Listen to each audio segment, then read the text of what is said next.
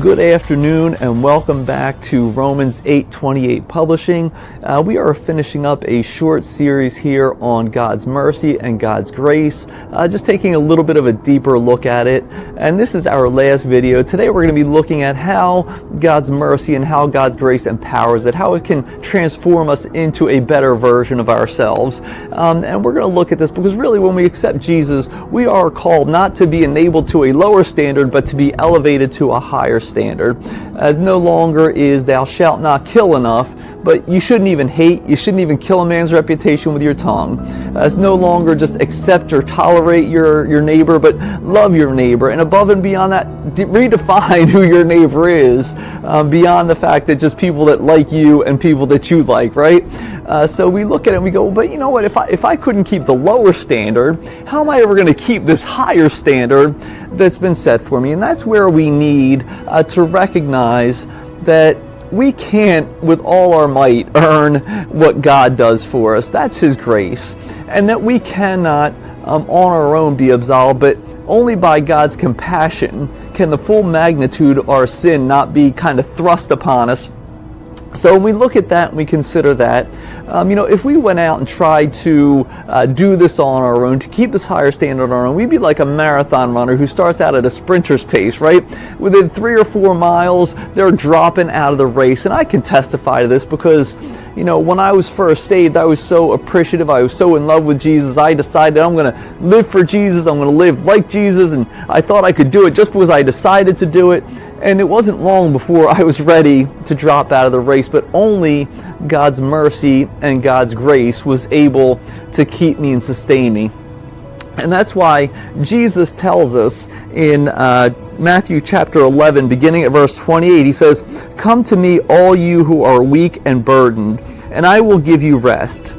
Take my yoke upon you and learn from me, for I am gentle and humble in heart, and you will find rest for your souls. For my yoke is easy and my burden is light."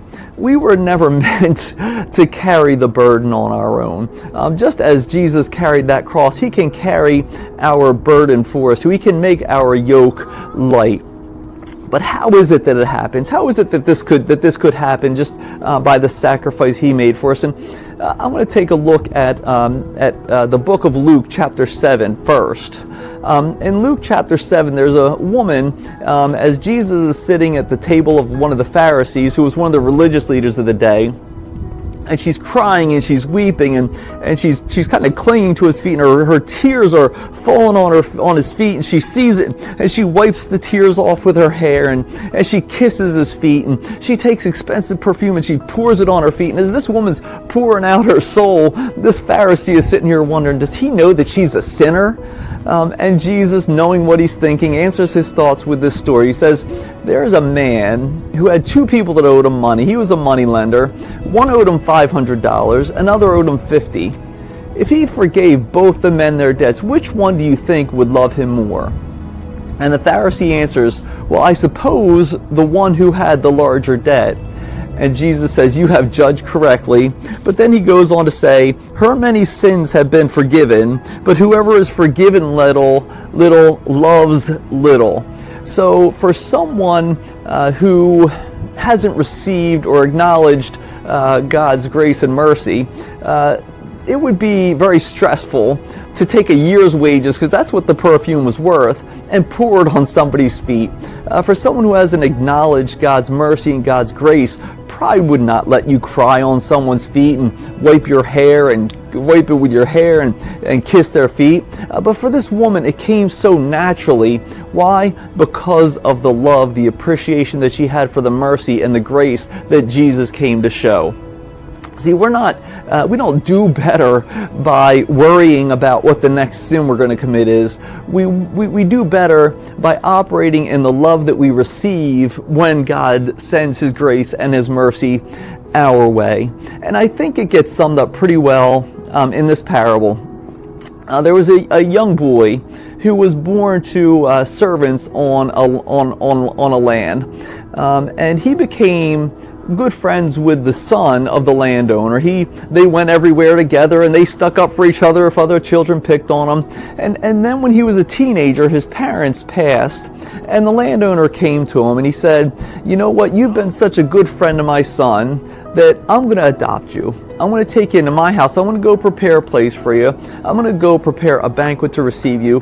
While I'm doing that, I need you to stay on the land, but you know what? You don't have to work anymore." But then as the man walked his land every day, he noticed that the boy was working harder than he ever did before.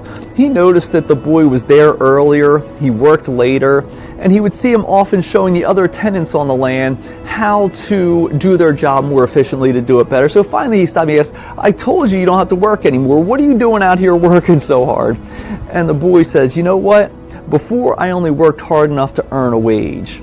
But now I work because I love you. I work because I appreciate what you've done for me. And I also realize I have an inheritance in all that the land produces. So although I'm working harder, it's a whole lot lighter, the burden."